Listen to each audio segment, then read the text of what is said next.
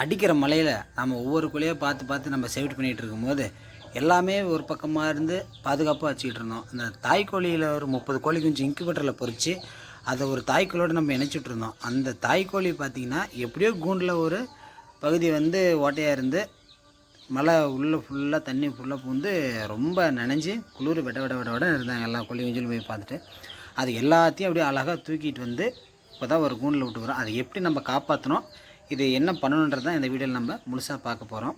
வாங்க வீடியோக்குள்ளே போகலாம். ஜேகே உறவுகள் அனைவருக்கும் வணக்கம். நீண்ட நாளுக்கு அப்புறம் வீடியோ உங்களை சந்தித்ததில் ரொம்ப மகிழ்ச்சி. சரி, இப்போ வாங்க, இதுதான் நம்ம செட்டப்பு. இப்போ மழையில் ரொம்ப நனைஞ்சிக்கிட்டு இருந்த கோழியை அழகாக தூக்கிட்டு ஒரு 30 கோழி குஞ்சுங்க.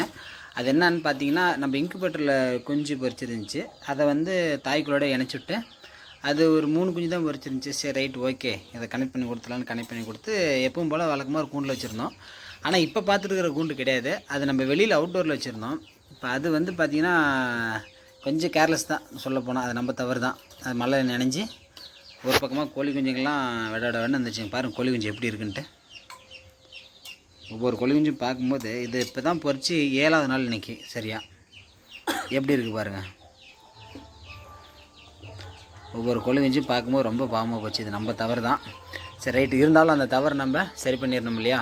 அதனால தான் இப்போ எல்லாத்தையும் எடுத்துகிட்டு ஒவ்வொன்றா கலெக்ட் பண்ணி உள்ளே விட்டுருக்குற பாருங்கள். கோழிக்குள்ளில் நிறையா இருக்குது. இது கோழிக்குள்ளேயே சரிப்பா, இது கோழிக்குள்ளேயே எல்லாம் சரியாக போயிருமே, அதை என்ன பண்ணிகிட்ருக்குற அப்படின்னு பார்த்தீங்கன்னா அதுதான் கிடையாது. இது 30 கோழி குஞ்சு உள்ளே இருக்குது.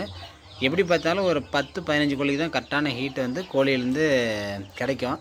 ஆனால் கோழியே பார்த்தீங்கன்னா விடவண்ணுக்குதா, கோழிக்கே யாராவது ஹீட் கொடுக்கணுமான்றது தான் அந்த மாதிரி தான் இருக்குது.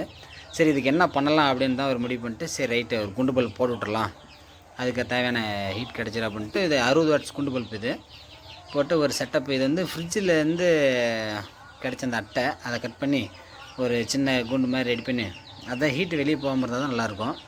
இது பாருங்கள், இப்போ தான் செட் பண்ணிக்கிது பாருங்கள். அந்த ஃப்ரிட்ஜுக்கு அந்த அட்டை இது, அது ஒரு பக்கமாக கட் பண்ணி போட்டாச்சு. இப்போ இது 60 வாட்ஸ் பல்ப்பு ஃபிட் பண்ணி லைட்டை போட்டாச்சு. இப்போ பாருங்கள் கோழி எப்படி இருக்குதுன்னு. கோழிக்கு முடியே எப்படி அடர்த்தியாக இருக்கும், எல்லாம் பிரிஞ்சு பாருங்கள். அந்த மழை நனைஞ்சதுக்காக அப்படி தெரியுதுன்னு. கோழியை பார்க்கும்போதே ரொம்ப இதாகிடுச்சு.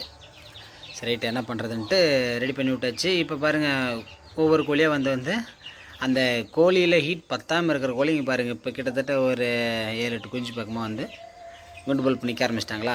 இப்போ அப்படியே நிறைய கொஞ்சம் கொஞ்சமாக நிற்க ஆரம்பித்தாங்கன்னா அவங்களுக்கு தேவையான ஹீட்டு கிடச்சிக்கும். இப்போ கோழியாக பாருங்கள், எங்கே இருந்த கோழி அப்படியே கொஞ்சமாக நவந்துட்டு வந்துடுச்சு. கொஞ்சம் ரெடி பண்ணி விட்டோம்னா பாருங்கள், இப்போ இருந்ததுக்கும் இப்போ இருந்ததுக்கு எப்படி இருக்குது பாருங்கள். கோழி குஞ்சு நல்லா தெளிவாயிருச்சு.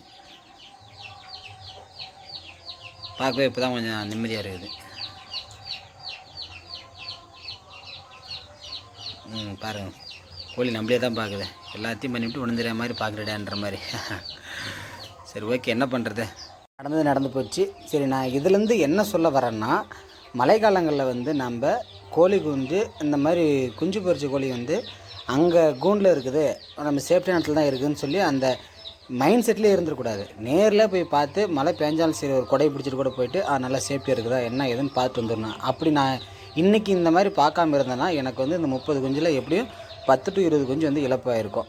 ஸோ இந்த மாதிரி கொஞ்சம் கவனமாக இருந்தால் மட்டும்தான் நாட்டுக்கோழியில் ப்ராஃபிட் கிடைக்கும். அவ்வளோதாங்க.